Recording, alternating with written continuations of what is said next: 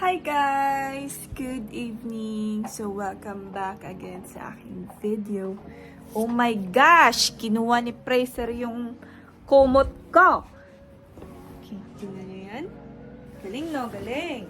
Kinuha niya.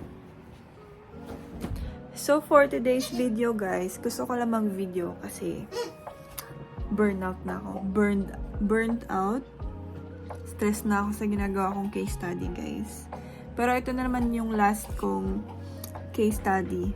Kasi, papasa na namin to bukas. Hindi pa naman bukas. I mean, sa Friday. Pero kailangan ko nang tapusin lahat.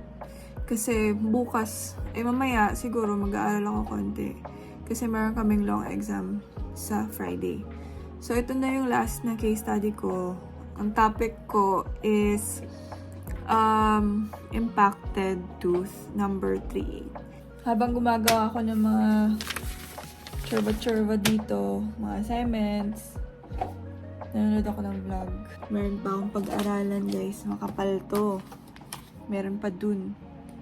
So yes, yun lang, i-share ko lang sa inyo. Baka na-miss nyo ako, charing. Maraming subscribers yan.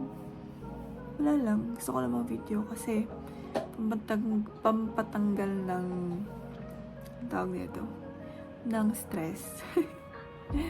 And sa harap ko pala, i-share ko sa inyo. Meron akong inspiration dito sa harap ko. Charan! Kita niyo yan? Na aking labidabs. Kita niyo. Diba?